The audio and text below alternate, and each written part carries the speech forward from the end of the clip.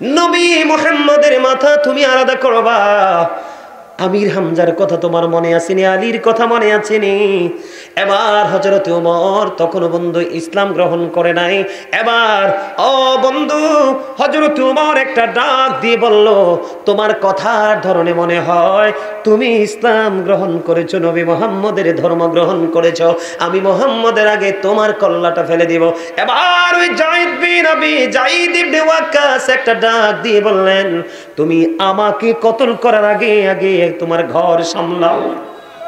জোরে করুন আল্লাহু আকবার। তুমি আমাকে কতল করো পড়ে, আমাকে হত্যা করো পড়ে, আমাকে নিঃস্ব করে দাও পড়ে, পৃথিবী থেকে বিদায় করে দিও পড়ে, আমাকে বিদায় করার আগে তুমি তোমার ঘর আগে সামলাও। কি হয়েছে, তুমি আমাকে কি বলতে চাও? কয় তোমার ভগ্নিপতি নবী মুহাম্মদের ধর্ম গ্রহণ করেছে। জোরে জোরে করুন সুবহানাল্লাহ। এবার বন্ধু এই ওমর কি করলেন, তলোয়ার নিয়ে আমি রওনা দিয়েছিলাম নবী মুহাম্মদের কল্লা ফেলে দিব, কিন্তু আগে আমি আমার ঘরকে দেখে আসি। বন্ধু দৌড়ে চলে গেলেন নিজের বোনের বাড়িতে। যাইয়া শুনে মধুর সুরে কোরআন তেলাওয়াত করতেছে। ওই কোরআনের তেলাওয়াতের ধ্বনি শুনে বন্ধু হযরত ওমর সঙ্গে সঙ্গে বন্ধু ঘরের মধ্যে প্রবেশ করলো।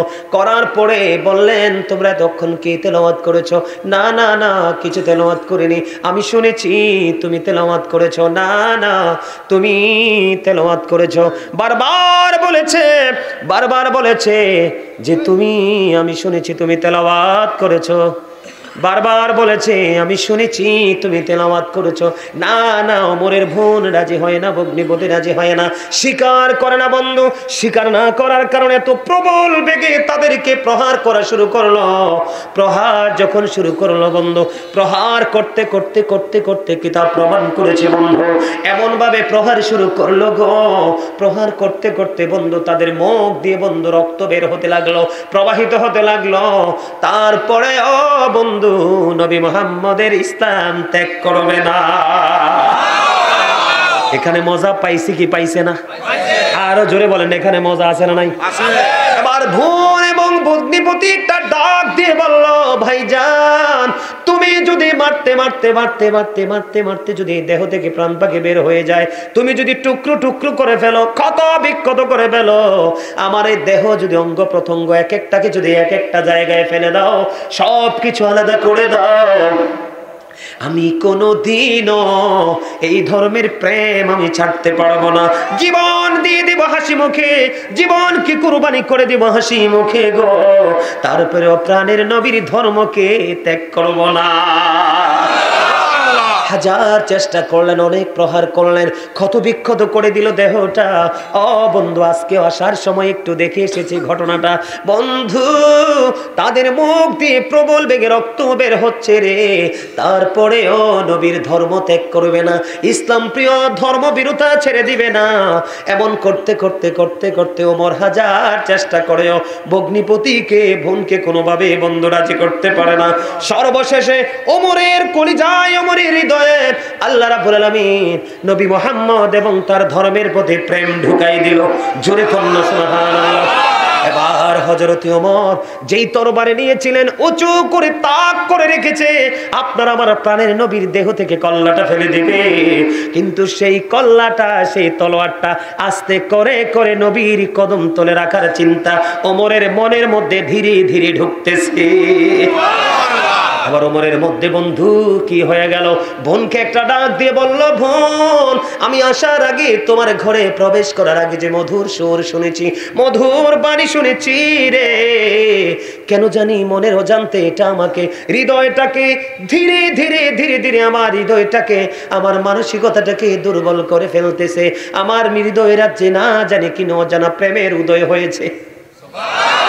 আমি তোমাকে বলি, তুমি একটু আমাকে একটু কি পড়েছিলে, কি আবৃত্তি করেছিলে, কি রিসাইট করেছিলে, তুমি একটু আমাকে শোনাও। এবার বন্ধু বোন আবার পুনরায় ওই ভাইকে, যেই ভাই এতক্ষণ প্রহার করেছে, যখন বলল তুমি আবার শোনাও, এবার আবার বন্ধু কোরআন তেলাওয়াত শুরু করে দিলেন। জোরে জোরে কন্যা সুবহানাল্লাহ। যখন কি করলেন, কোরআনের ধ্বনি তিনি দ্বিতীয়বার শুনলেন, একেবারে বন্ধু দুর্বল হয়ে গেল, ওমর পাগল হয়ে গেল। যেই তরবারি একটু আগে আমি হাতে নিয়েছিলাম, ওই আল্লাহর প্রিয় হাবিবুল্লাহর দেহ থেকে মাথাটা আলাদা করব, আর এখন থেকেই তলোয়ার নবী মুহাম্মদের দিকে যে চোখ তুলে তাকাবে তার গর্দান ফেলার জন্য প্রস্তুত করলাম। বোনের ঘর থেকে বের হয়ে গেল, পাগল হয়ে গেল। হযরত ওমর দৌড়ে চলে গেল বন্ধু। তখন আমার নবী আকরামের ঘরের মধ্যে অবস্থান করতেছে, আরো সাহাবায়ে কেরাম এখানে উপস্থিত ছিলেন, দ্বীন সম্পর্কে বন্ধু তথ্য দিতেছিলেন। এমন সময় হযরত ওমর উন্মুক্ত তরবারি নিয়ে বন্ধু দৌড়ে চলে গেল। যাওয়ার পরে উপস্থিত সবাই বলতেছে, ওমর যদি ইয়া রাসূলুল্লাহ, ইয়া হাবিবাল্লাহ, নবী গো, আজকে যদি ওমর কোনো খারাপ উদ্দেশ্য নিয়ে এসে থাকে গো, ওমরকে এখান থেকে অক্ষতভাবে যেতে দেব না।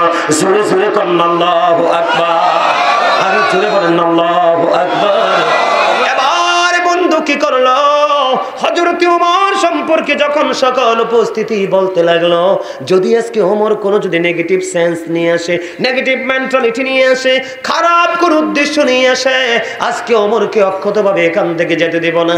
এই কথা যখন উপস্থিতিরা বলতে লাগলেন, আপনার আমার প্রাণের নবী একটা ডাক দিয়ে বললেন, না না, আজকে ওমর কোনো খারাপ উদ্দেশ্য নিয়ে আসেনি। জোরে জোরে বলেন না সুবহানাল্লাহ। এবার বন্ধু কি করলেন, এবারে কি করলেন, হযরত ওমরকে নবীজি বললেন, ওমরকে আমার কাছে আসতে দাও। ওমর ভিতরে ঢুকলো।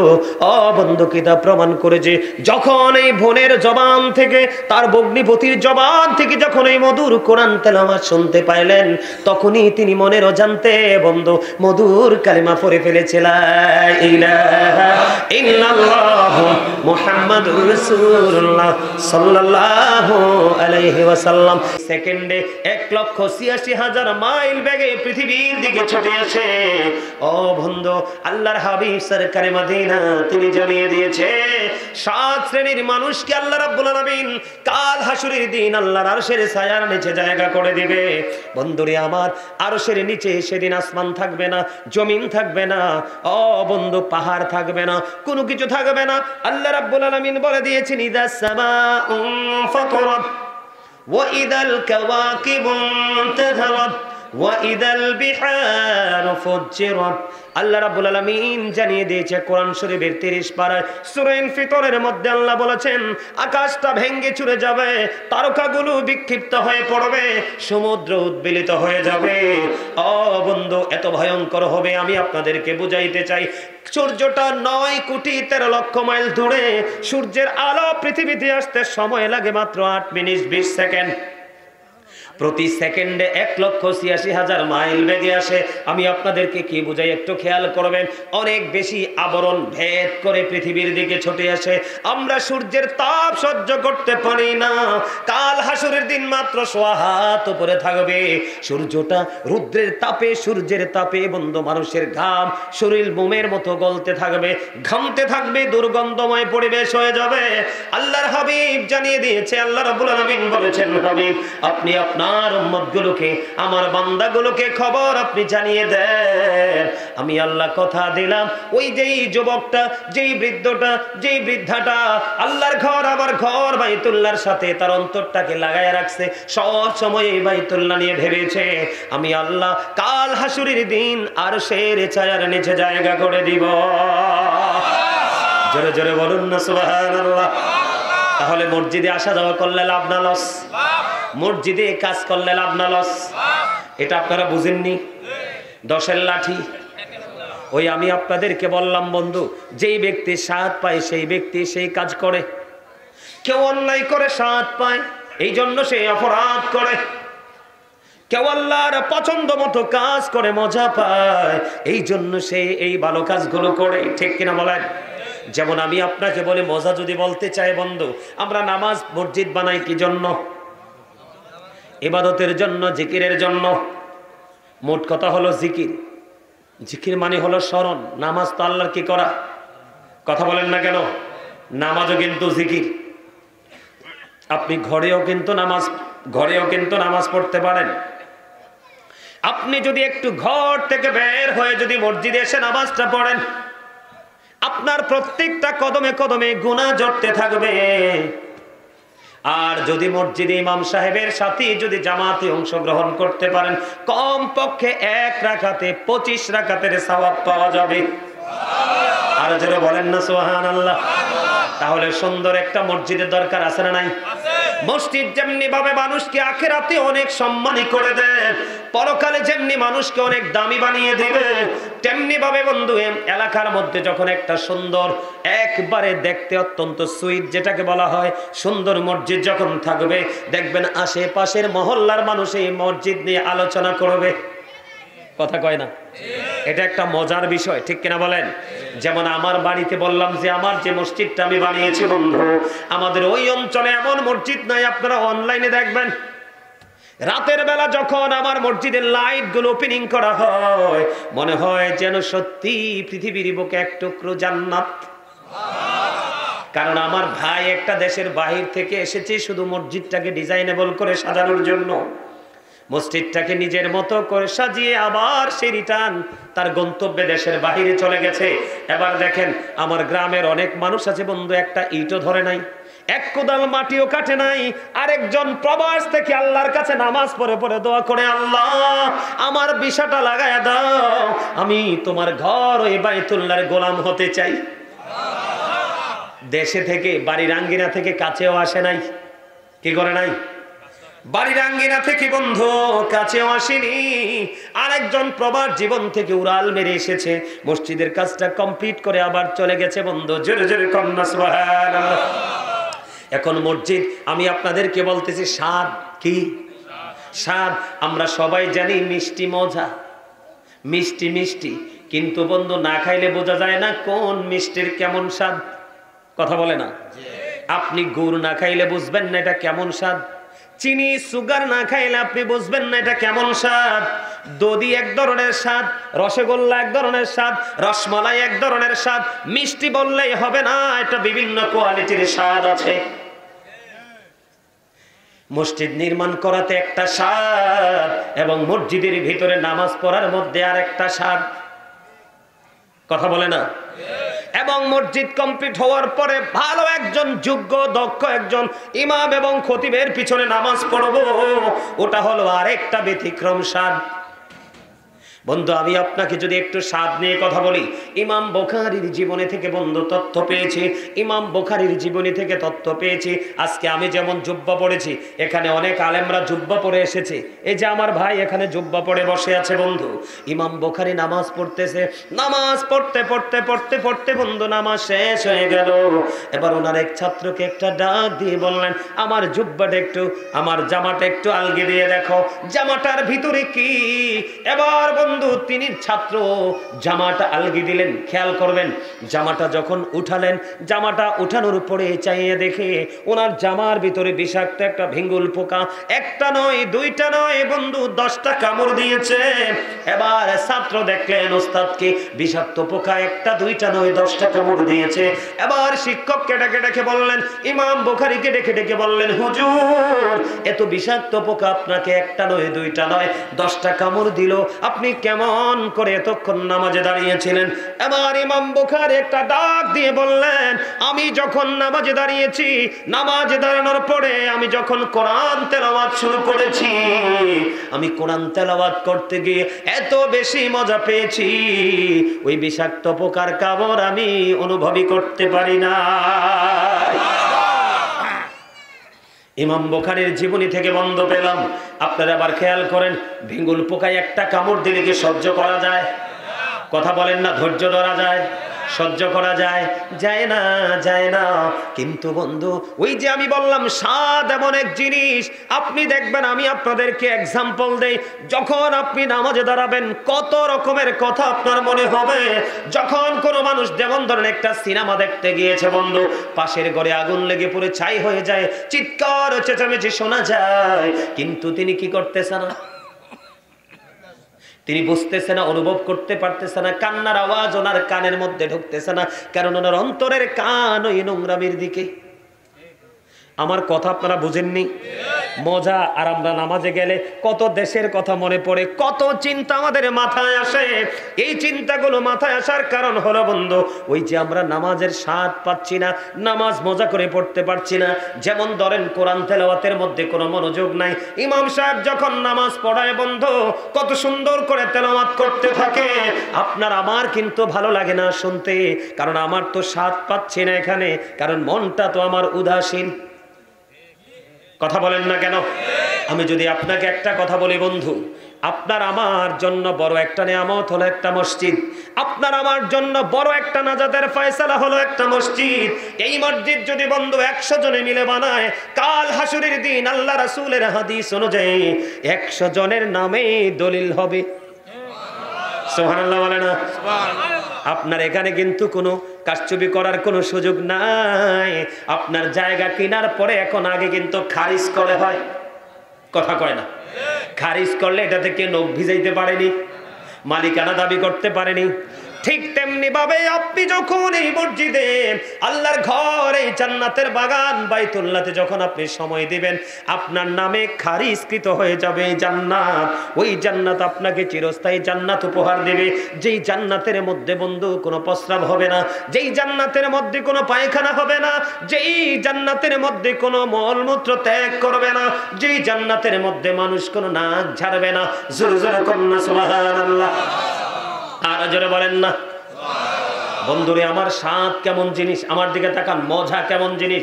আপনি যতক্ষণ না মজা পাবেন ততক্ষণ পর্যন্ত আপনার সফলতা অর্জন করা যাবে না। যেমন আমি আপনাদেরকে এক ব্যক্তি এসে বলল, এক ব্যক্তি এসে বলল আল্লাহর হাবিবকে, ইয়া রাসূলুল্লাহ, ইয়া হাবিবাল্লাহ, নবী গো কিয়ামত কখন হবে গো নবী? এবার আমার নবীজি ডাক দিয়ে বললেন, তুমি কিয়ামতের দিনের জন্য কি প্রস্তুতি নিয়েছো? ইয়া রাসূলুল্লাহ, ইয়া হাবিবাল্লাহ, নবী গো আমি কিয়ামতের দিনের জন্য কোনো প্রস্তুতি নিতে পারিনি। ইয়া রাসূলুল্লাহ, আমি আমার আল্লাহ এবং আল্লাহর হাবিবকে ভালোবাসি। সঙ্গে সঙ্গে আমার নবী জানিয়ে দিলেন, তুমি যাকে ভালোবাসো তার সাথে তুমি থাকবা। এখন আপনি তো পাগল হয়ে যাবেন, কি কথা বলে না? আল্লাহ তো কোরআনে বলছে, মাইয়ুতির রাসূলা ফাকাদ আতাআল্লাহ। আল্লাহ বলেছেন, হি হো ওবিস দা অ্যাবস্টিল ওবিস আল্লাহ। যেই ব্যক্তি রাসূলের নির্দেশ মানলো সে যেন আল্লাহর নির্দেশ মানলো। আল্লাহ বলেছেন, কুল ইন কুনতুম তুহিব্বুনাল্লাহ ফাত্তাবিউনি ইউহিব্বুকুমুল্লাহু ওয়া ইয়াগফির লাকুম যুনুবাকুম ওয়াল্লাহু গফুরুর রহিম।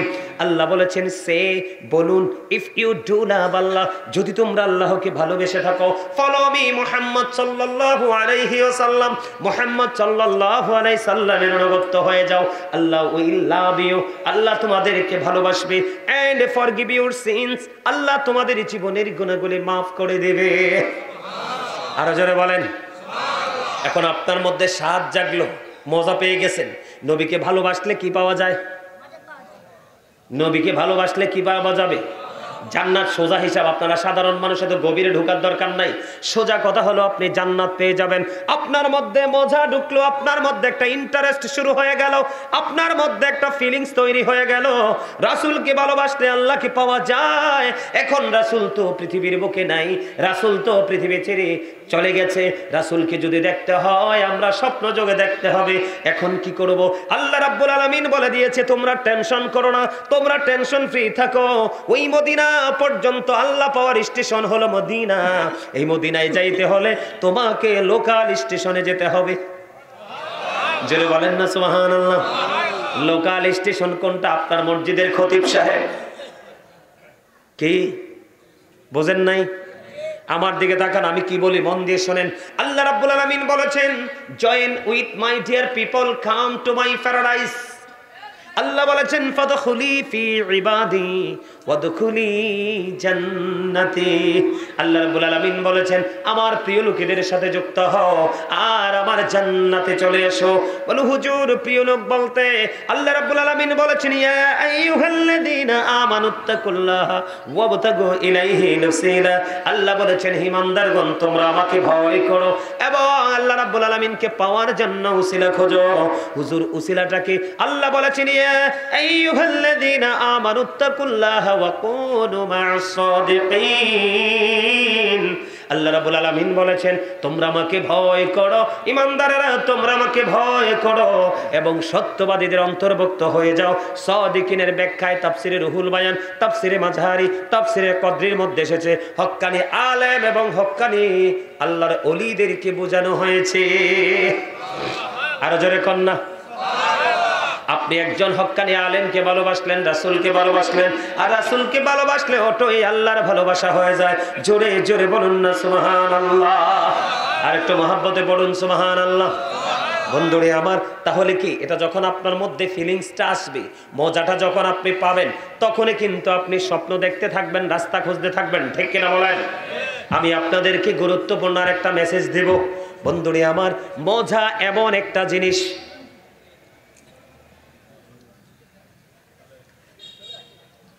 স্বাদ এমন একটা জিনিস, মজা এমন একটা জিনিস। আপনারা আমার দিকে খেয়াল করেন, হযরতে ওমর রাদিয়াল্লাহু তাআলা আনহু ইসলাম গ্রহণের পূর্বে, কারণ আমি আজকে ছোট্ট একটা আয়াত তেলাওয়াত করেছি পবিত্র কালামে হাকিম থেকে, ইয়া আইয়ুহাল্লাযীনা আমানু কু আনফুসাকুম ওয়া আহলিকুম নার। আল্লাহ রাব্বুল আলামিন বলেছেন, O believers, save yourself and your families from the fire. আল্লাহ রাব্বুল আলামিন ঈমানদারদেরকে ডেকে বলেছে, মুমিন তুমি জাহান্নাম থেকে বাঁচো এবং তোমার পরিবারকেও জাহান্নাম থেকে বাঁচাও। আপনি যদি জান্নাতের স্বাদ বুঝতে পারেন, জান্নাতের যদি মজা বুঝতে পারেন, আর জাহান্নামের ভয়াবহতা যদি জানতে পারেন, তাহলে আপনি বাঁচা এবং আপনার ফ্যামিলিকে বাঁচানোর স্বাদ জন্ম হবে। কথা বলে না? যদি আপনি জানতে না পারেন, মজা বুঝতে পারেন, নেগেটিভ এন্ড পজিটিভকে আইডেন্টিফাই করতে না পারেন, ডিসটেন্স যদি আপনি তৈরি করতে না পারেন, গ্যাপ যদি আপনি তৈরি করতে না পারেন, ভালো এবং মন্দের মাঝে কখনোই আপনার জীবনে সফলতা সম্ভব না। যেমন বন্ধু, আপনারা কি বুঝেননি আমার ওয়াজ? বিরক্ত লাগে নাকি শুনতে ভালো লাগে? যদি ভালো লাগে আপনারা যেই দিকে বলবেন সেই দিকে আলোচনা করব। কিন্তু যেহেতু একটা উন্নয়ন প্রকল্পে কাজ, এই বিষয়টা নিয়ে মজা নিয়ে একটু ওয়াজ করা দরকার। কারণ আমি আপনাদেরকে বলি বন্ধু, আমার আগে আপনাদের খতিব সাহেব একটা আয়াত তেলাওয়াত করেছে, আমি অত গভীরে ঢুকবো না। আপনার আমার জন্য, হেদায়েতের জন্য বন্ধু রাস্তার কিনারায় দাঁড়িয়ে আছে কোরআনের আয়াত, জোরে জোরে কোন সুবহানাল্লাহ। আল্লাহ রাব্বুল আলামিন বলে দিয়েছে সূরা বাকারার মধ্যে, আল্লাযীনা ইউমিনুনা বিল গায়বি ওয়া ইউকিমুনাস সালাতা ওয়া মিম্মা রাযাকনাহুম ইউনফিকুন। মজা হইছে না? স্বাদ হইছে না? কিও স্বাদ হইছে? এই মিয়া কথা কর না, কিলে স্বাদ হইছে? এত মানুষ সুবহানাল্লাহ কইলে এর নিয়নের কথা। ইলেকশনের সময় কোন অমুক ভাইয়ের চরিত্র ফুলের মতো পবিত্র, হাতে নামাজ পড়ে না এক ওয়াক্ত। আরে ভাই, তোমরা হাসতেও তো পারো না, হার্ট অ্যাটাক করে মরবা তো। ওমা, এটা আমার কথা না, রাসূল বলছে। অনেকগুলো তথ্য দিয়েছে সুস্থ জীবনের জন্য, অনেকগুলো রাসূল সাল্লাল্লাহু আলাইহি ওয়াসাল্লাম অনেকগুলো ইনস্ট্রাকশন আমাদেরকে দিয়েছেন। এর মধ্যে একটা হলো, রাসূল বলেছে যদি সুস্থ থাকতে চাও ফ্রি থাকো, হাসি খুশি থাকো, দুঃখ সুখ শেয়ার করো। তুমি গোমরা মুখে থাকলে যেই কোনো মুহূর্তে স্পট ডেড, হার্ট অ্যাটাকে জায়গা শেষ হয়ে যাবে। এই জন্য আমি তোমাদেরকে বলি হাসবা। আমি তো বলছি অমুক ভাইয়ের চরিত্র, এই বেটা নামাজ পড়ে না এক ওয়াক্ত। কথা কি ঠিক? মাত্র বাসি একটা জিলাফি অনেক সময় জোটেও না নসিবে। কথা কয় না কেন? কারণ জায়গার যেমন RSBS আছে, আছে না? আরে আছে কি না? জায়গার যেমন RSBS আছে, ঠিক তেমনিও নেতার কিন্তু RSBS ম্যান আছে। এটা হচ্ছে পেপার, এটা হচ্ছে ম্যান, মানুষ। এখন নাচার সময় কিন্তু যেটা থার্ড ক্লাস এটা বেশি নাচে, কিন্তু বিরানির সময় RSBS পর্যন্ত সীমাবদ্ধ। কিন্তু নাচা দর কম নাচেন না, ঠিক কিনা বলেন? এখানে নেচে যান, ওই নাচায় আপনার ভাগ কেউ নিতে পারবে। এক্সাম্পল দিলাম আর একটু মজা করার জন্য, আপনাদের মানসিকতাটাকে একটু অ্যাক্টিভ করার জন্য। আমার কেউ হাসক বা না হাসক, আমার এই চাচা একটা হাসি দিছে, তাও মুস্কি হাসি। রাসূলের যে সুন্নাহ মোতাবেক হাসা, এই হাসিটা আমার চাচাই দিছে, সুন্দর লাগছে। আরে আরো জোরে। আমি না আপনাদেরকে বললাম চা, কফি, বিস্কিট, চানাচুর, বিরিয়ানি দুধ ভাত, মাছ ভাত, গোস্ত ভাত সবই খাবার। এখানেও যা বলবেন তাই জিকির। এগুলো জান্নাতের মেহমানদের জন্য স্পেশাল খাবার। আরো জোরে, আরো জোরে, আরো জোরে। বারবার জোরে বলতে বলি কেন জানেন? আওয়াজ যত উঁচু হবে শয়তান তত দূরে যাবে, আর শয়তান তত দূরে যাবে আপনি আমলের মজা তত বেশি পাবেন। কারণ আল্লাহ রাব্বুল আলামিন বলেছেন, শয়তান is the eternal enemy of the believers. ইমানদারদের প্রকাশ্য শত্রু হলো শয়তান। কিন্তু 100% টেকসই মুমিন যারা, আল্লাহ তাদের সম্পর্কে একটা চমৎকার মেসেজ দিয়েছে। আল্লাহ বলেছেন, ইন্না কাইদা শাইতানি কানা দাঈফা।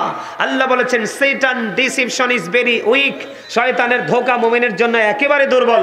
হাজার চেষ্টা করলো জাল ফেলবে, কিন্তু মাছ রাস্তায় যত ব্লক করুক কাউকে আটকানো সম্ভব না। এই জন্য এটাকে দূরে রাখতে হলে আওয়াজ বাড়াই দিতে হবে। আর এখানে আরেকটা বিষয় আছে, ওই যে স্বাদ না বুঝলে কাজ করতে মন চায় না। কেউ কিন্তু মাটি কাটায় মজা পায়, কথা কয় না। আরেকজন বৃক্ষরোপণে মজা পায়, আরেকজন আছে নিশিরাইতে চুরি করে আনতে মজা পায়, কথা কয় না কেন? মজার কিন্তু কিছু কি আছে, ক্লাস আছে, আছে কিনা? আমি আপনাদেরকে বলি, আমার দিকে তাকান। আল্লাহ রাব্বুল আলামিন জবান দিছে, আসার সময় গাড়ি নিয়ে ঢুকা যায় না দোকানে, এত মানুষ, কিন্তু সেই তুলনায় মাহফিল ফাঁকা। যারা আজকে দোকানে দাঁড়িয়ে মাহফিলকে ফাঁকা করলো, দোকান ভরা মাহফিল ফাঁকা। আমি বলবো এটাই হলো একজন মুসলমানের জন্য সবচেয়ে বড় ধোঁকা। কি? আরে ভাই, কিছু সময়ের জন্য আসতে পারেন না? কবরে যেতে হবে না? যাবেন? যাবেন? আল্লাহ কয়, ইন্নাল্লাহা সারিউল হিসাব।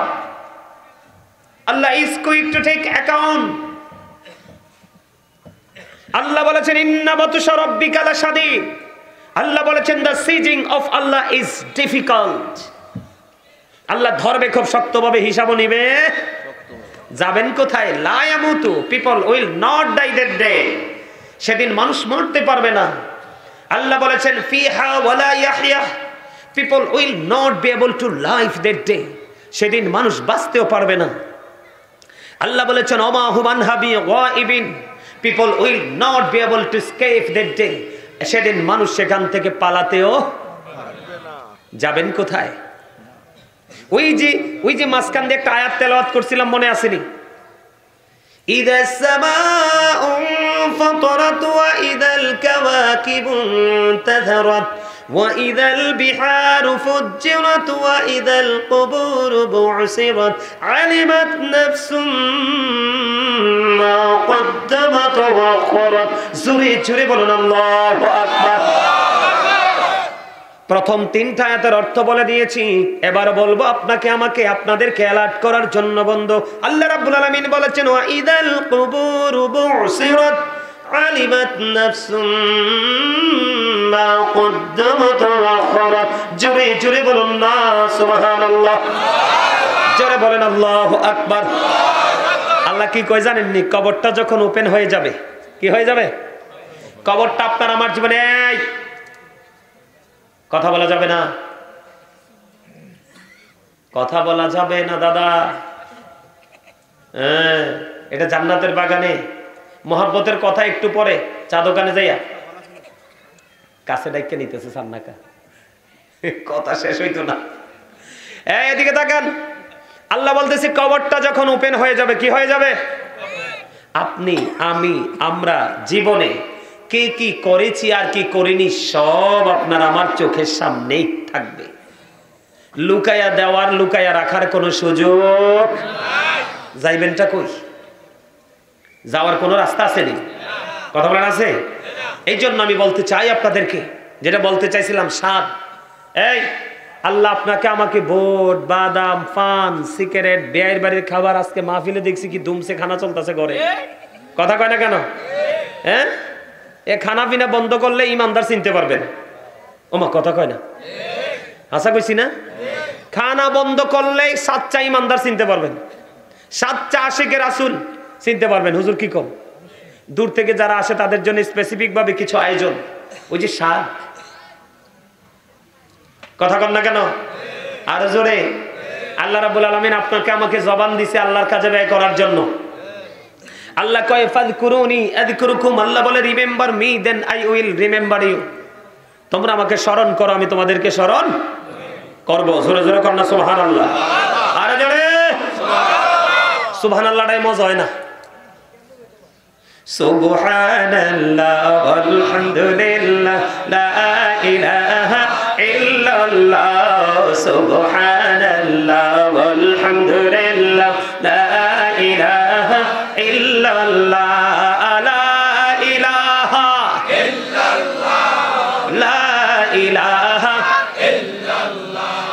আরশ কুরসি লৌহ কলম সৃষ্টি যাহার ওসিলা, আনি যে আল্লাহ খুশি হইয়া নাম রাখিলেন হাবিবুল্লাহ। সুবহানাল্লাহ আলহামদুলিল্লাহ লা ইলাহা ইল্লাল্লাহ, সুবহানাল্লাহ আলহামদুলিল্লাহ লা ইলাহা ইল্লাল্লাহ, লা ইলাহা ইল্লাল্লাহ, লা ইলাহা ইল্লাল্লাহ, লা ইলাহা ইল্লাল্লাহ মুহাম্মাদুর রাসূলুল্লাহ সাল্লাল্লাহু আলাইহি ওয়াসাল্লাম। আলহামদুলিল্লাহ বলেন আর জোরে আলহামদুলিল্লাহ। ওই যে বলতেছিলাম, দেহের যেমন 32 রকমের খাবার আছে, রুহেরও তেমন 32 রকমের খাবার আছে। যারা মুনাফিক তারা প্রতিদিন এক ধরনের খাবার জোগাড় করে, সেটা দেহের। আর মুমিন স্বাদ পেয়ে গেছে দেহের চাইতে আত্মার বেশি, উপারের বাজার করতে মুমিন বেশি পছন্দ করে। এই জন্য 32 রকমের খাবার রুহেরও আছে। দুরূদ, জিকির, নামাজ, রোজা, হজ, যাকাত, দান, সাদকা, প্রেম, ভালোবাসা যদি আল্লাহর সন্তুষ্টির জন্য হয়, সবগুলো আত্মার খোরাক। এগুলোর জন্য আপনি বেনিফিশিয়ারি হবেন ওই ফিউচারে গিয়ে, কবরের পরের জীবন। জোরে কোন সুবহানাল্লাহ। এই জন্য আমি সিদ্ধান্ত নিয়ে এসেছি আজকে স্বাদ বুঝাবো আপনাদেরকে, মজা কি। বন্ধুরে আমার, সারা দিন বন্ধু জিকির করলেও কেউ জিকির করে না। আর একটা মানুষ একটু সময় পেলে হৃদয় উজাড় করে জিকির করে, কারণ সে জিকিরের মজা পেয়ে গেছে। আমার আল্লাহ জানিয়ে দিয়েছে, হাবিব আপনি জানিয়ে দেন আমার বান্দাগুলো যখন আমার জিকির করার জন্য জিকিরের জলসার দিকে যখন হেঁটে হেঁটে আসে রে, আমি আল্লাহ কথা দিলাম আমি আবার ওই বান্দার দিকে দৌড়ে আসি। তার মানে আপনি আমি আল্লাহকে যত তাড়াতাড়ি পেতে চাই, আল্লাহ রাব্বুল আলামিন তার চাইতে দ্রুত গতিতে আপনার আপন হয়ে ধরা দেয়। জোরে কন্যা সুবহানাল্লাহ। বল হুজুর এটার প্রমাণ কি? আপনি যেই দিকে হাঁটবেন দেখবেন শুধু রহমত। কারণ কেউ ফর্মালিটি মেনটেন করেছে, আর কেউ অত্যন্ত সতর্কতার সাথে মালিকের প্রেমে যে স্বাদ নিয়ে করেছে। এই জন্য মালিক যেখানে আপনি যেখানে যাবেন সেখানে আপনার সাথে আছে। বুখারী শরীফের মধ্যে এসেছে হাদিস কানা, হযরত আবু হুরায়রা রাদিয়াল্লাহু তাআলা আনহু বলেছে, আমার আল্লাহ ডাক দিয়ে বলেছে, হাবিব আপনি আপনার উম্মতগুলোকে জানিয়ে দেন, আপনার উম্মতগুলো যখন একা একা আমি আল্লাহকে ডাকে, আমি আল্লাহ একা একা তারে ডাকি। অনেক লম্বা হাদিস, আমি সেই দিকে যাব না, অনেক মজার। এটা অনলাইন থেকে কালেক্ট করে নেবেন বন্ধু। জিকির নিয়ে অনেক লম্বা আলোচনা আছে। আমার আলোচনার আজকে ভিন্ন দিকে, প্রতিদিন এক ওয়াজ করা যায় না, কারণ সবগুলো মানুষকে একদিন করে বোঝাতে হবে। তখনই মানুষ বন্ধু সেন্সিবিলিটি সম্পূর্ণ পার্সন হিসেবে নিজেকে প্রিপেয়ার করতে পারবে। ঠিক কিনা বলেন? আমি আপনাকে বলতে চেয়েছিলাম বন্ধু, হযরত ওমর এখনো পর্যন্ত তিনি ইসলাম গ্রহণ করেনি। আপনার আমার প্রাণের নবীর গোর দুশমন আবু সুফিয়ান ঘোষণা দিয়ে দিল। আমি আবার মজা বোঝাচ্ছি, মজা খেয়াল করবেন। আজকের আলোচনার মূল হেডলাইন কি? মজা, স্বাদ, মজা, টেস্ট। এই জন্য আমি একটা আয়াত তেলাওয়াত করেছি, তার মিনিং হলো বন্ধু, believers save yourself and your families from the fire. আল্লাহ বলেছেন তুমি জাহান্নাম থেকে বাঁচো। ইমানদারকে কোনো বেঈমান কাফের মুনাফিককে ডাক দেয়নি। আল্লাহ বলেছেন O believers save yourself and your families from the fire. আল্লাহ বলেছেন মুমিনকে ডেকে, মুমিন তুমি নিজে জাহান্নাম থেকে বাঁচো এবং তোমার পরিবারকেও বাঁচাও।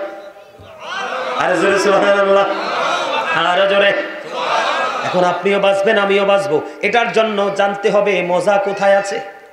কি হুজুর, কি মজা কোথায় আছে, স্বাদ কোথায় আছে, কোথায় গেলে আমি মজা পাবো? দেখেন হযরত ওমর এখনো পর্যন্ত বন্ধু ইসলাম গ্রহণ করেনি, এখনো পর্যন্ত বেঈমানি সংস্কৃতিকে লালন করছে। এরই মধ্যে আবু সুফিয়ান ঘোষণা দিয়ে দিল, নবী মুহাম্মদের মাথা যদি কেউ আমার কাছে এনে দিতে পারো তার জন্য 100 ওট ঘোষণা করলাম। এতে কয় সুবহানাল্লাহ বলে অমর খোদা, আমার নবীর কল্লা কাটবা আমি বুঝি সুবহানাল্লাহ কবু। জোশে যে কিছু তো আল্লাহ হুঁশটা হারাই হালাইছে, কথা কর মোহাব্বত করে কইছে। যাক, আপনারা মনে করবেন যে সে রং, শোনেন এখানে কিন্তু আরোগ্য ওয়াজ করাম লাগিন হুজুর, এক আরোগ্য হাদিস আই দাঁড় করাইতে চাই। আল্লাহর হাবিব হাদিস শরীফের মধ্যে আসছে, রাসূল এক ব্যক্তি, না এই যে জোশে যে বল হয় এটারও বৈধতা আছে। এটা আমি তওবার আলোচনা যখন করি তখন এই হাদিসটা ঢুকাই। এক ব্যক্তি ধরেন সে কোনো এক জায়গার উদ্দেশ্যে রওনা হলো, উটের পিঠে করে সব মাল সামান নিয়ে, খানা দানা পানি বরণ পোষণ সব।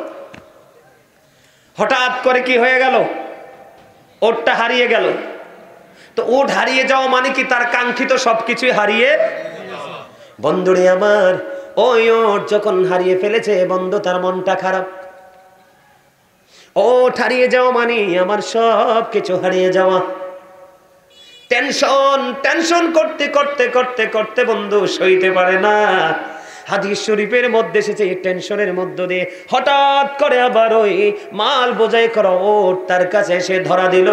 তার কাছে যখন এসে ধরা দিল সে এত বেশি খুশি হয়েছে, এত বেশি আনন্দিত হয়েছে, আনন্দিত হয়ে সঙ্গে সঙ্গে আল্লাহকে ডাক দিয়ে বলে, আল্লাহ তুমি আমার বান্দা, আমি তোমার রব। ওয়াজে হুজুর মন নাই তো?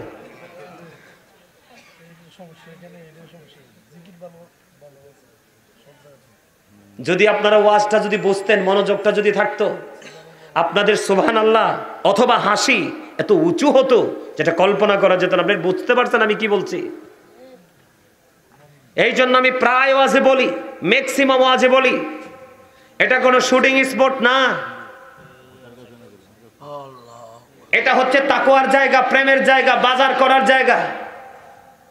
কে কি নিবেন বাজার থেকে? যার পাওয়ার যত বেশি সে তত বেশি বাজার নিতে পারবেন। আজকে কথা বলেন না কেন?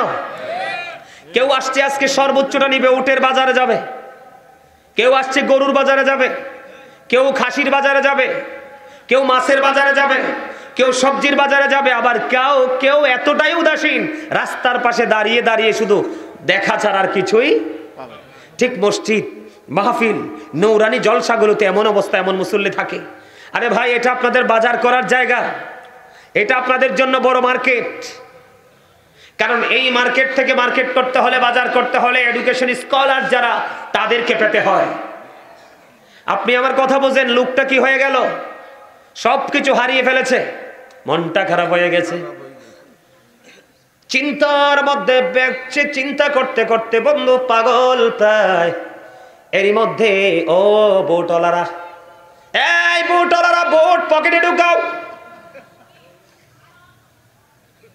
এটা জান্নাতের বাগান, এখানে বোট খাওয়ার জায়গা না, এইটা হলো তোমার আত্মার জন্য খোরাক নেওয়ার জায়গা। ও বোটওয়ালারা, সবগুলো পকেটে ঢুকাও। আমি যদিও বলেছি হাসিতে হাসিতে, তোমাদেরকে বুঝতে হবে এটা একটা ক্লাস, এটা একটা প্রফেশনাল, একটা টিচিং প্রফেশন। অনেক কষ্ট করে তাদেরকে এই ডেটটা দিয়েছি। হুজুর কতবার কথা বলেছে আমার সাথে, এই মানুষটা আমার সাথে অনেক কথা বলেছে বন্ধু। আসার পরে আপনাদের প্রোগ্রাম দেখে মনটা খারাপ হয়ে গেল। কুমিল্লায় আমার মিলাদের চেয়ে বেশি মানুষ হয়, আর এটা নাকি বাৎসরিক প্রোগ্রাম। মন খারাপ করব না, মুমিন যদি থাকে, প্রেমিক যদি থাকে, দ্যাটস এনাফ। কথা কয় না আরো জোরে? এখানে তুমি যদি বোট খাও, মনটা বোটের ভিতর ঢুকে যাবে। তুমি এখানে বোট খেতে পারবা না, তুমি খাবে জান্নাতি খাবার। জোরে জোরে বলেন ঠিক না ঠিক? এটা হলো জান্নাতি খাবার খাওয়ার জায়গা। এর জায়গা কিনলে বোটান তো নি যায় আবার। আলহামদুলিল্লাহ বলেন। ওই যে ঝোশ আসছে এই দিক দিয়ে একটু। এবার কি করলো, টেনশন করতে করতে করতে করতে এরই মধ্যে তিনি চাইয়া দেখলেন ওট আবার ফিরে এসেছে। ওট ফিরে পাওয়া মানে সব কিছু ফিরে পাওয়া। তিনি ওটটা দেখে এত বেশি খুশি হলেন, হারিয়ে যাওয়া সম্পদ ফিরে পেয়ে এত বেশি খুশি হলেন, সঙ্গে সঙ্গে আল্লাহকে একটা ডাক দিয়ে বললেন, আল্লাহ তুমি আমার বান্দা আর আমি হইলাম তোমার রব। জোরে বলেন আল্লাহু আকবার। জোশ আসলে ভুল হতেই পারে, এটা দোষের কিছু না। সুবহানাল্লাহ বলেন না? আরে জোরে। বন্ধুরে আমার আলোচনাটা আমি করতে চাই, একটু ধীরস্থির ভাবে শোনেন। মজা। আবু সুফিয়ান ঘোষণা দিয়ে দিল, নবী মুহাম্মদের মাথা যদি আমাকে এনে দিতে পারো তাহলে 100 ওট তোমাকে পুরস্কার দেওয়া হবে। কেউ সাহস করে না, কারণ আবু তালেব তো আছে, আমির হামজা আছে, হযরতে আব্বাস রাদিয়াল্লাহু তাআলা আনহু আছে রে, হযরতে আলী আছে রে। কে কার এত বড় সাহস, কার এত বড় দূরদর্শিতা, এতগুলো মজওয়ান এত বড় বীর থাকতে কেমন করে নবী মুহাম্মদের দেহ থেকে মাথা আলাদা করে নিয়ে আসব? কেউ রাজি হয় না।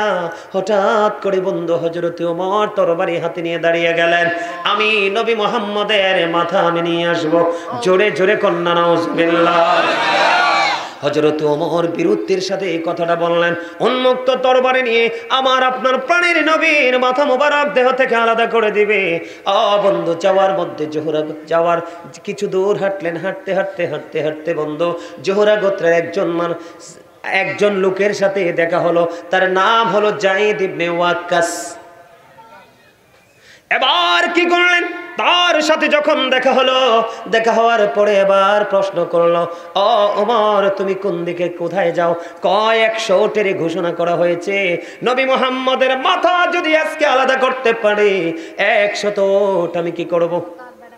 পুরস্কারে গ্রহণ করব। কেউ রাজি হয় না। আমি যাচ্ছি। কয় এই জন্য যাচ্ছ? কয় আমির হামজার কথা মনে আসেনি। সুবহানাল্লাহ বলেন না কেন? এই ওমর, নবী মুহাম্মদের মাথা তুমি আলাদা করবা, আমির হামজার কথা তোমার মনে আসেনি, আলীর কথা মনে আসেনি। এবার হযরত ওমর তখন বন্ধু ইসলাম গ্রহণ করে নাই। এবার বন্ধু হযরত ওমর একটা ডাক দিয়ে বলল, তোমার কথার ধরনে মনে হয় তুমি ইসলাম গ্রহণ করেছো, নবী মুহাম্মদের ধর্ম গ্রহণ করেছো। আমি মুহাম্মদের আগে তোমার কল্লাটা ফেলে দিব। এবার ওই যায়েদ ইবনে ওয়াক্কাস একটা ডাক দিয়ে বললেন, তুমি আমাকে কতল করার আগে আগে তোমার ঘর সামলাও। জোরে কন্যা আল্লাহু আকবার। তুমি আমাকে কতল করো পড়ে, আমাকে হত্যা করো পড়ে, আমাকে নিঃস্ব করে দাও পড়ে, পৃথিবী থেকে বিদায় করে দিও পড়ে, আমাকে বিদায় করার আগে তুমি তোমার ঘর আগে সামলাও।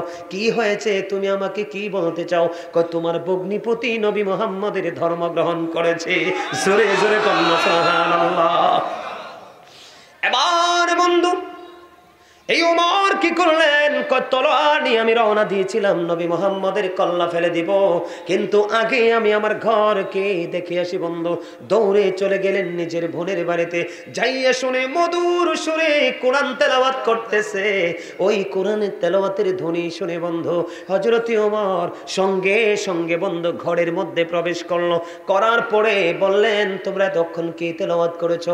না না না, কিছু তেলাওয়াত করিনি। আমি শুনেছি তুমি তেলাওয়াত করেছো। না না, তুমি তেলাওয়াত করেছো। বারবার বলেছে যে আমি শুনেছি তুমি তেলাওয়াত করেছো। বারবার বলেছে আমি শুনেছি তুমি তেলাওয়াত করেছো। না না, ওমরের বোন রাজি হয় না, ভগ্নিপতি রাজি হয় না, স্বীকার করে না। বন্ধু স্বীকার না করার কারণে এত প্রবল বেগে তাদেরকে প্রহার করা শুরু করলো। প্রহার যখন শুরু করলো বন্ধু, প্রহার করতে করতে করতে করতে কিতাব প্রমাণ করেছে বন্ধু, এমন ভাবে প্রহার শুরু করলো গো, প্রহার করতে করতে বন্ধু তাদের মুখ দিয়ে বন্ধু রক্ত বের হতে লাগলো, প্রবাহিত হতে লাগলো। তারপরে বন্ধু নবী মুহাম্মদের ইসলাম ত্যাগ করবে না। এখানে মজা পাইছি কি পাইছে না? আরো জোরে বলেন, এখানে মজা আছে না নাই? এবার বোন এবং ভগ্নিপতি একটা ডাক দিয়ে বলল, ভাইজান তুমি যদি মারতে মারতে মারতে মারতে মারতে মারতে যদি দেহ থেকে প্রাণ পাখি বের হয়ে যায়, তুমি যদি টুকরো টুকরো করে ফেলো, ক্ষত বিক্ষত করে ফেলো, আমার এই দেহ যদি অঙ্গ প্রত্যঙ্গ এক একটাকে যদি এক একটা জায়গায় ফেলে দাও, সব কিছু আলাদা করে দাও, আমি কোনোদিনও এই ধর্মের প্রেম আমি ছাড়তে পারবো না। জীবন দিয়ে দিব হাসি মুখে, জীবন কি কুরবানি করে দিব হাসি মুখে গো, তারপরেও প্রাণের নবীর ধর্মকে ত্যাগ করব না। হাজার চেষ্টা করলেন, অনেক প্রহার করলেন, ক্ষত বিক্ষত করে দিল দেহটা। বন্ধু আজকে আসার সময় একটু দেখে এসেছি ঘটনাটা। বন্ধু তাদের মুখ দিয়ে প্রবল বেগে রক্ত বের হচ্ছে রে, তারপরেও নবীর ধর্ম ত্যাগ করবে না, ইসলাম প্রিয় ধর্ম বিরোধা ছেড়ে দিবে না। এমন করতে করতে করতে করতে ওমর হাজার চেষ্টা করেও ভগ্নিপতিকে বোনকে কোনোভাবে বন্ধু রাজি করতে পারে না। সর্বশেষে ওমরের কলিজায়, ওমরের হৃদয়ে আল্লাহ রাব্বুল আলামিন নবী মুহাম্মদ এবং তার ধর্মের প্রতি প্রেম ঢুকাই দিল। জোরে কন্যা সুবহানাল্লাহ।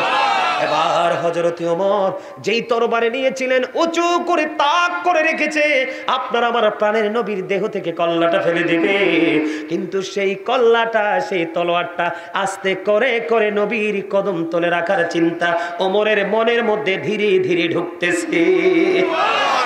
আবার ওমরের মধ্যে বন্ধু কি হয়ে গেল, বোনকে একটা ডাক দিয়ে বলল, বোন আমি আসার আগে তোমার ঘরে প্রবেশ করার আগে যে মধুর সুর শুনেছি, মধুর বাণী শুনেছি রে, কেন জানি মনের অজান্তে এটা আমাকে, হৃদয়টাকে ধীরে ধীরে ধীরে ধীরে আমার হৃদয়টাকে, আমার মানসিকতাটাকে দুর্বল করে ফেলতেছে। আমার হৃদয় রাজ্যে না জানি কি অজানা প্রেমের উদয় হয়েছে। আমি তোমাকে বলি, তুমি একটু আমাকে একটু কি পড়েছিলে, কি আবৃত্তি করেছিলে, কি রিসাইট করেছিলে, তুমি একটু আমাকে শোনাও। এবার বন্ধু বোন আবার পুনরায় ওই ভাইকে, যেই ভাই এতক্ষণ প্রহার করেছে, যখন বলল তুমি আবার শোনাও, এবার আবার বন্ধু কোরআন তেলাওয়াত শুরু করে দিলেন। জোরে জোরে কন্যা সুবহানাল্লাহ। যখন কি করলেন, কোরআনের ধ্বনি তিনি দ্বিতীয়বার শুনলেন, একেবারে বন্ধু দুর্বল হয়ে গেল, ওমর পাগল হয়ে গেল। যেই তরবারি একটু আগে আমি হাতে নিয়েছিলাম, ওই আল্লাহর প্রিয় হাবিবুল্লাহর দেহ থেকে মাথাটা আলাদা করব, আর এখন থেকেই তলোয়ার নবী মুহাম্মদের দিকে যে চোখ তাক তুলে তাকাবে, তার গর্দান ফেলার জন্য প্রস্তুত করলাম। বোনের ঘর থেকে বের হয়ে গেল, পাগল হয়ে গেল। হযরত ওমর দৌড়ে চলে গেল বন্ধু। তখন আমার নবী আকরামের ঘরের মধ্যে অবস্থান করতেছে, আরো সাহাবায়ে কেরাম এখানে উপস্থিত ছিলেন, দ্বীন সম্পর্কে বন্ধু তথ্য দিতেছিলেন। এমন সময় হযরত ওমর উন্মুক্ত তরবারি নিয়ে বন্ধু দৌড়ে চলে গেল। যাওয়ার পরে উপস্থিত সবাই বলতেছে, ওমর যদি ইয়া রাসূলুল্লাহ, ইয়া হাবিবাল্লাহ, নবী গো, আজকে যদি ওমর কোনো খারাপ উদ্দেশ্য নিয়ে এসে থাকে গো, ওমরকে এখান থেকে অক্ষতভাবে যেতে দেব না। জোরে জোরে কন্না আল্লাহু আকবার, আরে জোরে বলেন আল্লাহু আকবার।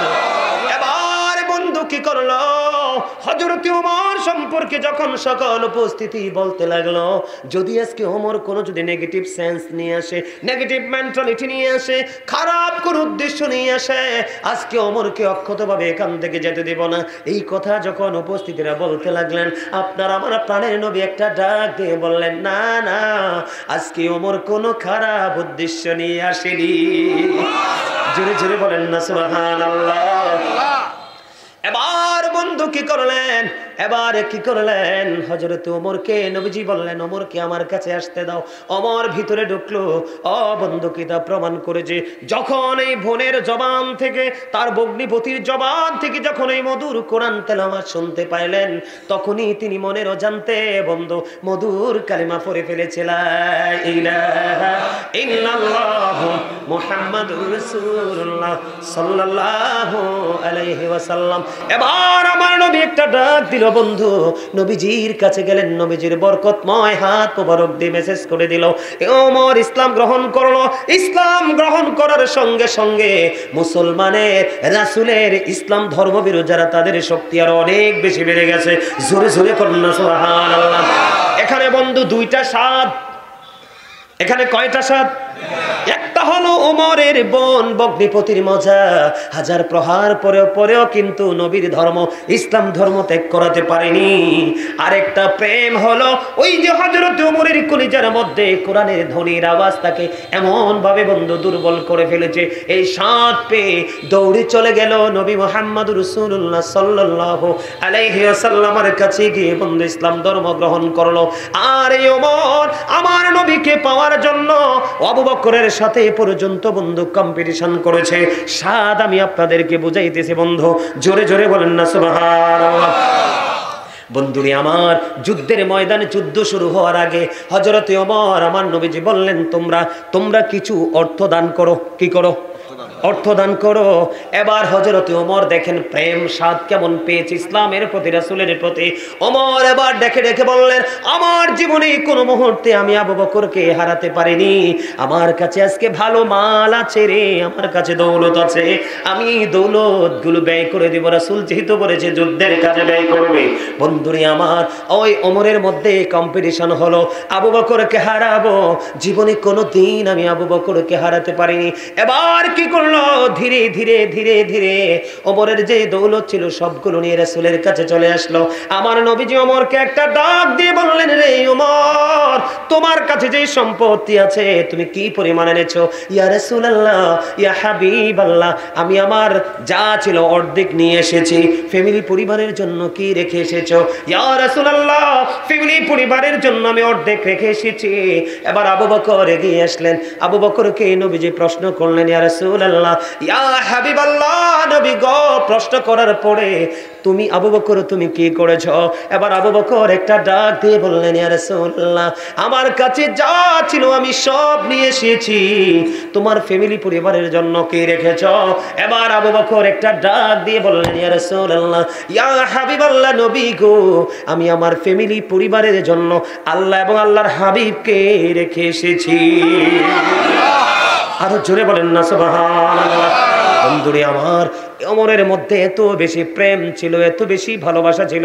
একদিন আপনার আমার প্রাণের নবী বিচার করলেন, একজন হলো মুনাফিক নাম মার্কা মুসলমান, আরেকজন হলো বেঈমান। দুজনের বিচার যখন করলেন আপনার আমার প্রাণের নবী, ওই বেঈমান বন্ধু মেনে নিয়েছে, কিন্তু মুনাফিক মার্কা মুসলমান মেনে নিতে পারেনি। তারপরে বললেন, ওই মুনাফিক মার্কা মুসলমান বললেন, এই মদিনায় আরেকজন আছে বিচারক, আমরা তার কাছে যাব। কয় সেটাকে? কয় ওমর। ওমরের কাছে দুজন মিলে গেলেন। যাওয়ার পরে ওই বেঈমান একটা ডাক দিয়ে বলল, ওমর, তোমাদের নবী মুহাম্মদ ফয়সালা দেওয়ার পরেও কি আর কারো ফয়সালা দেওয়ার সুযোগ থাকে? এবার ওমর একটা ডাক দিয়ে বললেন, আমার নবী কি ফয়সালা দিয়েছে? কয় হ, তোমার নবী ফয়সালা দিয়েছে রে ওমর, আমার দিকে ফয়সালাটা এসেছে। এবার ডাকটা দিতে দেরি, ওমর বলল, তোমরা একটু ওয়েটিং থাকো, তোমরা একটু বসো, আমি একটু আসি। ভিতরে গেলেন, উন্মুক্ত তরবারি নিয়ে আসলেন। তরবারি নিয়ে এসে বন্ধু বেঈমানের কল্লা ফালাই নাই, সঙ্গে সঙ্গে ওই নবীর দুশমন মুনাফিক মার্কা মুসলমানের কল্লাটা সঙ্গে সঙ্গে দেহ থেকে নামিয়ে দিয়েছেন। এমন সাদ, এমন প্রেম তার রাসূলের প্রতি ছিল রে, সে একটা ডাক দিয়ে বলল, আমার নবী রায় দিয়েছে, তুমি রায় মানতে পারো না, তোমার এই পৃথিবীতে বেঁচে থাকার কোনো অধিকার নাই, এই পৃথিবীতে বেঁচে থাকার কোনো অধিকার তোমার নাই, আমি ওমর তোমাকে বাঁচতে দিব না। সঙ্গে সঙ্গে বন্ধু ওই দেহ থেকে কল্লাটা নামাইয়া দিল। আর ওই বেঈমান ওই ইসলামের প্রেম, ইসলামের স্বাদ, ইসলামের মজা বুঝলো, ওই বেঈমান কায়েম করে। সবচেয়ে বড় মজার জায়গা হলো অমিম্মা রাযাকনাহুম ইউনফিকুন। আল্লাহ রাব্বুল আলামিন বলে দিয়েছে, আল্লাহ যে আপনাকে আমাকে দৌলত দিয়েছে, মাল দিয়েছে, সম্পদ দিয়েছে, তা থেকে দান করে। সাবধানী কারা? ওরা যারা গায়েবের কে বিশ্বাস করে এবং সালাত। আল্লাহ বলেছেন, আমি যে সম্পদ দিয়েছি তা থেকে দান। এখন আপনারা কি দান করেন না? নাকি করেন না? করবেন না? এ মসজিদের জন্য করবেননি? ওমা, জিটা তো এক কোনা দিয়ে আইছে, আরেক কোনা দিয়ে এনো। ইনশাআল্লাহ করব। কে কে করবেন হাত তোলেন। ডরাইতেছে, ডরাইতেছে, ডরাইতেছে। আমি কি কমু যে আপনার বিবির কানের ধুল বেচা দেন? আমি কি বলবো যে আপনার ঘরে যেই মূল্যবান সোনা আছে বা সম্পদ আছে ওটা বিক্রি করে দেন? আমি কি সেটা বলবো? তা হাত তুলতে ভয় কিসের? এই আজকে জান্নাতের বাগানের চারপাশে রহমতের ফেরেশতারা ঘেরাও করে ফেলেছে। আমার দিকে তাকান, আমি কি বলি শোনেন। বুখারী শরীফের মধ্যে আসছে একটা হাদিস, অত্যন্ত চমৎকার। আপনারা তখনই বুঝবেন যে আসলে আমাদের জীবনে কম বেশি দান করার দরকার আছে না নাই। আমাদের এখন পেয়ারা গাছে পেয়ারা কিন্তু ইনটেক দেখা যায়, কিন্তু ভিতরে ফোকা, কথা কয় না। গাছে দেখবেন ইনটেক বড়ুই কত সুন্দর পেকে আছে, কিন্তু বড়ুর মধ্যে কি পাকাইয়া মন মতো করে খাওয়ার। গত বছর দেখছি আমার বাবা কাঁঠাল কিনে আনছে বাজার থেকে, কাঁঠালের কোষের মধ্যেও পোকা আছে না নাই। সব জিনিস এখন, আগে আমরা বাংলা কলা চাম্পা কলা গাছ থেকে পাইরা খাইছি, এখন আপনারা দেখছেন কিনা জানেন, আমি পাইছি কলার মধ্যেও দেখা যায় যে পোকা কি করে। আপনারা পাইছেন কিনা জানি না। আপনারা দেখবেন কলার মধ্যে কি আছে, পোকা আছে। এটার কারণ কি জানেন? গত বছর দেখছেননি অগ্রহণ মাসে ধান কাইটা মানুষ ঘরে উঠাবে, এই সময় দেখছেননি বৃষ্টি এসে সব। কয়দিন আগেও তো বৃষ্টি হয়েছে, এই সময় কি বৃষ্টি হওয়ার কথা? আপনারা মুরব্বী চাচারা বলেন, এই গত কয়দিন আগে যে বৃষ্টিটা হয়েছে ওই সময় কি বৃষ্টি হওয়ার কথা? এই সময় চর অঞ্চলে মাঠে আপনার শাক সবজিতে ভরপুর থাকে। গরুও তো এই সময় কপি খায় নাই। আমি ছোট থাকতে দেখছি গরুও কপি খায় নাই, আর এখন আমরা মানুষে খাইতে পাই না। কেন? জমিনের ফসল নষ্ট হয়ে যাচ্ছে। হচ্ছে কি হচ্ছে না? এই জন্য আমাদের সবকিছু কি হয়ে যাচ্ছে। আর আমাদের কাছে খাবার পর্যাপ্ত থাকলেও আমরা খেতে পারতেছি না। তার কারণ হচ্ছে একদিকে জমিনে ফসল নষ্ট হচ্ছে, আর জমিনে ফসল যদি নষ্ট না হয় আপনি আমি নিজেকে নষ্ট করে ফেলছি। যেমন ডায়াবেটিস রোগ বডিতে ঢুকে গেছে, আপনি আমি চাইলেও কিন্তু কি করতে পারি না। আপনি আমি চাইলেও কি করতে পারি না। সামনে খাবার থাকলেও আমরা খাইতে পারি না। পারি? কথা বলে না, পারি। আমাদেরকে দেখান বন্ধ। এক পথচারী, হ্যাঁ বুখারী শরীফের মধ্যে এসেছে হাদিসখানা, এক পথচারী এক বিশাল পাহাড়ের উপর দিয়ে হাঁটে। বন্ধু, হাঁটতে হাঁটতে হাঁটতে হাঁটতে তিনি কোন গন্তব্যের দিকে যাচ্ছে হাদিস শরীফের মধ্যে এসেছে, আপনারা খেয়াল করবেন। হাঁটতে হাঁটতে হাঁটতে হাঁটতে সামনের দিকে যায়, হঠাৎ করে বন্ধু পথিমধ্যে গায়েব থেকে একটা আওয়াজ আসলো, অমকের জমিনে পানি দাও।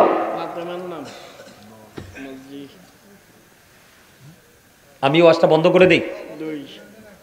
হ্যাঁ,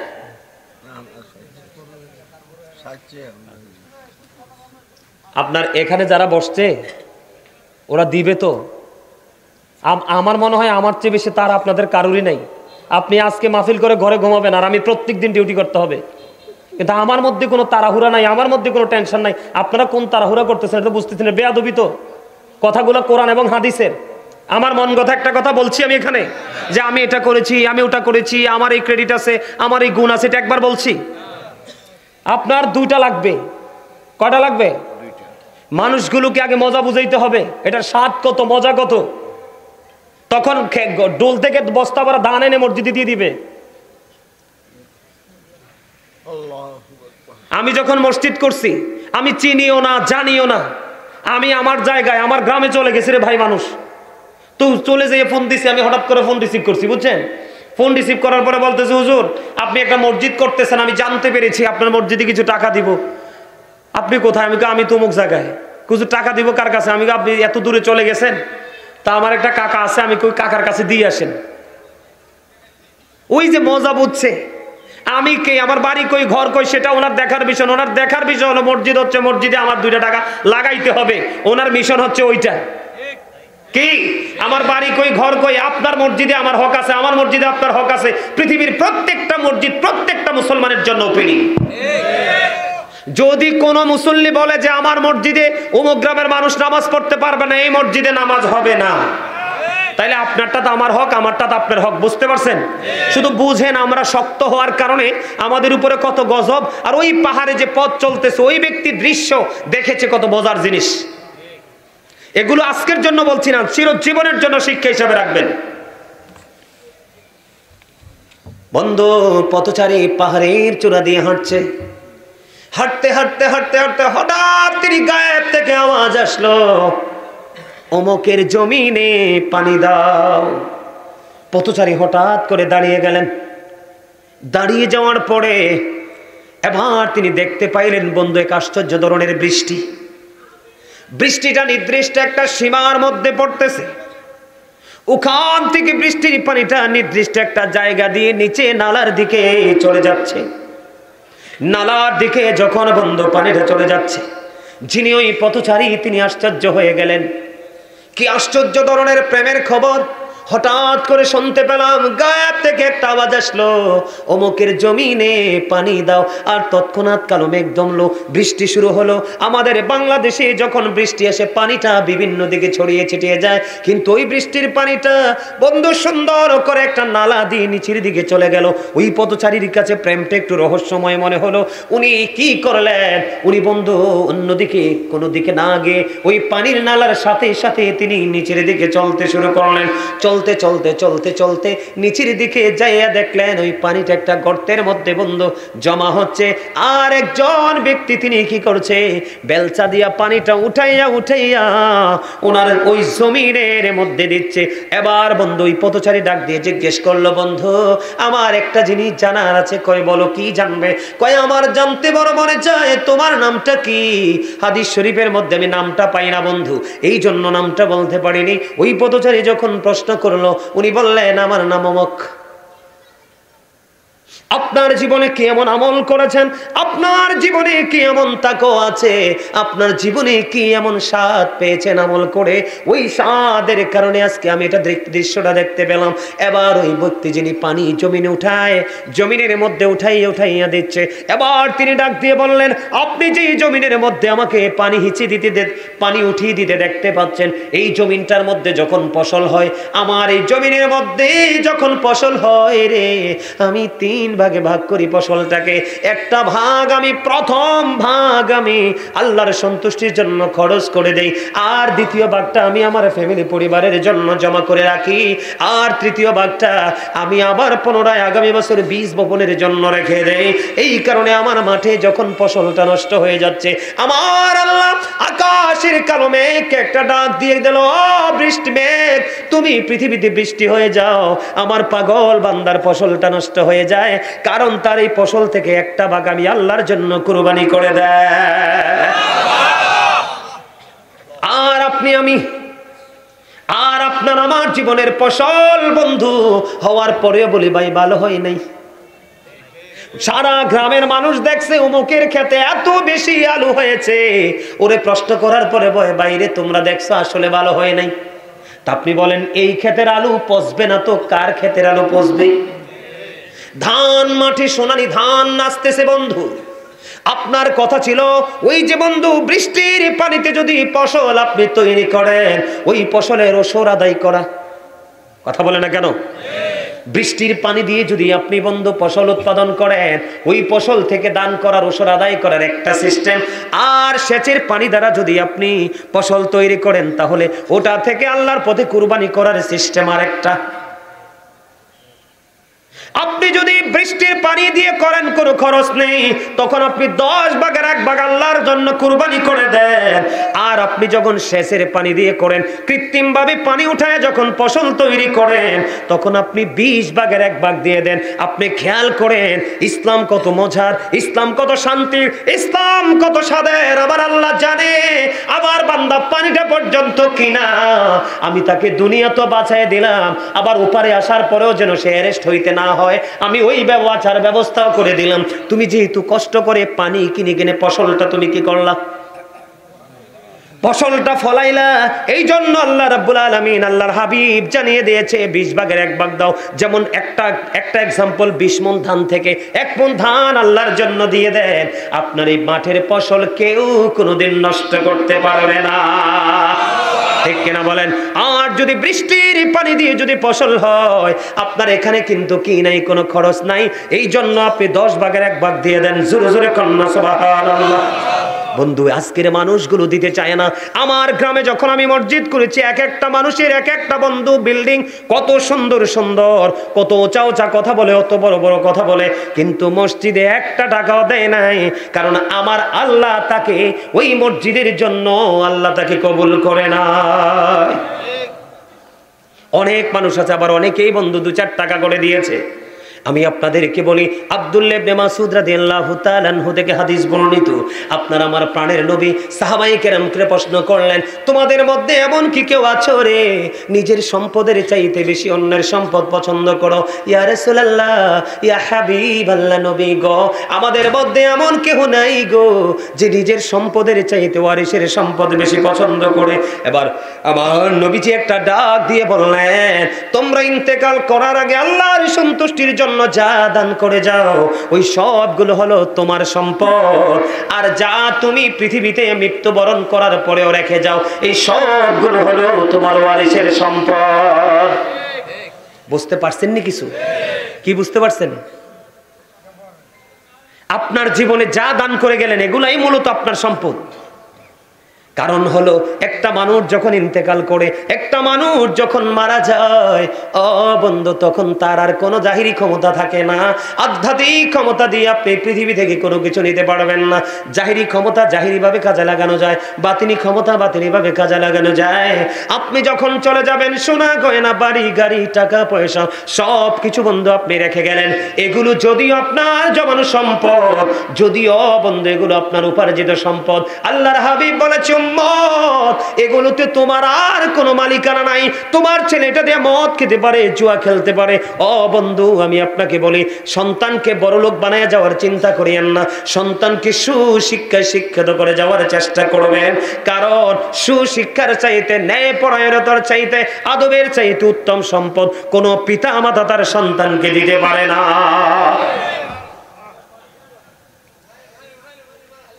আমার কথা কি আপনারা বুঝতে পারেন? এই জন্য নবীজি বলেছে, তুমি সবগুলো রেখে গেলা, এগুলোতে আর তোমার কোনো মালিকানা থাকবে না। এই জন্য তোমার তৌফিক অনুযায়ী তুমি যতটুকু পারো, রাস্তার জন্য, মসজিদের জন্য, মাদ্রাসার জন্য, এতিম অসহায়ের বিয়ের জন্য, আল্লাহর সন্তুষ্টির জন্য দান করে যাও। ওই যে আমার ভাই একটু আগে বলেছেন 60টা গাছ লাগাইছেন, 100 করে বিচি 700 এসেছে।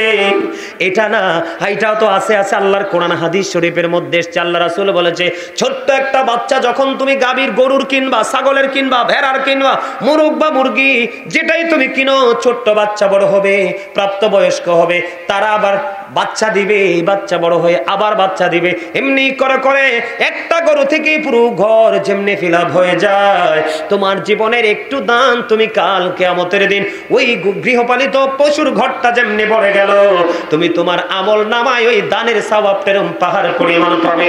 ওটা উসিলায় তোমার ফয়সালা হবে জান্নাত। আমি আপনাকে বলি, এই যে আমার সামনে কোরআন শরীফ খুললে আমি সময় নষ্ট করব না। কোরআন শরীফের 19 পারা সূরা শুআরা 88 নম্বর আয়াতে আল্লাহ বলেছেন, ইয়াউমা লা ইয়ানফাউ মালু ওয়ালা বানুন। আমি কিন্তু আজকে বন্ধু দানের ওয়াজ করব সেই প্রত্যাশা নিয়ে আসে নাই, কিন্তু আসার পরে দেখলাম আমার এই মসজিদটা বন্ধু এটার চাইতে ভয়ঙ্কর ছিল। মানুষ ভয়ে ঢুকতো না নামাজ পড়তে, কিন্তু গ্রামের মানুষ একটার পর একটা বিল্ডিং, একটার পর একটা বিল্ডিং বানাচ্ছে, ছেলেদের একটার পর একটা বিদেশ পাঠায় রে ওই মসজিদ করার জন্য। কারো মনের মধ্যে কোনো দরদ ছিল না। আমি ওদম গুনাহগারকে আল্লাহ গিয়েছি গোলামি করার তৌফিক দিয়েছে। এই জন্য আমি আপনাদেরকে বলি বন্ধু, আপনাদের করা উচিত। আল্লাহ রাব্বুল আলামিন কোরআন শরীফের 19 পারা সূরা শুআরা 88 নম্বর আয়াতে বলেছে, ধন সম্পদ সন্তান সন্ততি সেই দিন কোনোটাই আপনার কোনো কাজে লাগবে না।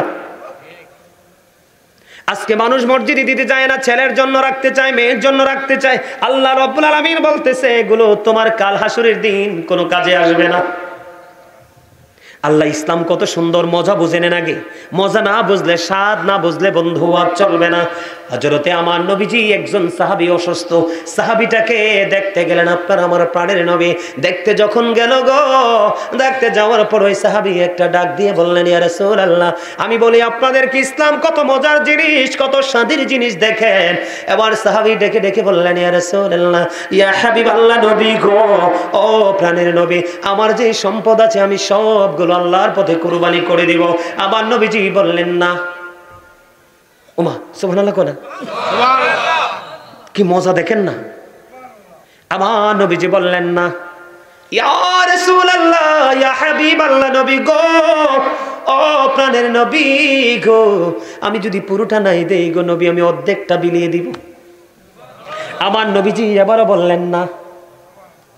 নবীজি বললেন, না না, আপনাদের মনে প্রশ্ন আসতে পারে, বলে হুজুর পুরোটা সময় নবীজি বললেন না, অর্ধেকটার সময় নবীজি বললেন না, কেন গো কেন? আমার নবীজিকে আবার ওই সাহাবী বললেন, ইয়া রাসূলুল্লাহ, নবী গো তাহলে 1/3, তার মানে 1/3 আমার নবীজি বললেন, হ্যাঁ এটা দিয়ে দাও, এটা তুমি করতে পারো। এবার আপনারা আমাকে প্রশ্ন করেন, বলে হুজুর কেন গো নবীজি বারবার কেন 2বার না করলেন? 1/3 ক্ষেত্রে নবীজি কেন ফয়সালা দিলেন? তার কারণ হলো নবীজি জানিয়ে দিয়েছে, তুমি সবগুলো দান করিয়া তোমার সন্তানকে তুমি ফকির বানায়া যাও না, তুমি ভিক্ষুক বানায় যাও না। তোমার ইন্তেকালের পরে যেন তোমার সন্তান কারো কাছে হাত পাততে না হয়। তুমি যদি সবটা দিয়ে দাও, তোমার সন্তান মিসকিন হয়ে যাবে। তুমি যদি কিছু সম্পদ রেখে যাও, তাহলে তোমার সম্পদ, তোমার সন্তান ফকির হবে। যার বন্ধু কিছু নাই সে হলো মিসকিন, যার অল্প পরিমাণ আছে তাকে বলা হয় ফকির। এই জন্য নবীজি বারবার বলেছে, না না না না, সবটাও দিও না, অর্ধেকটাও দিও না, 1/3 দাও। আমি আজকে আপনাদেরকে বন্ধু চিকুনিয়া মধ্যপাড়া পাটোয়ারি বাড়ির মানুষকে বলবো, বন্ধু আমি তোমাকে 1/3 দান করতে বলবো না। এই জান্নাতের বাগান তোমার জন্য জান্নাতের দলিল হয়ে যাবে।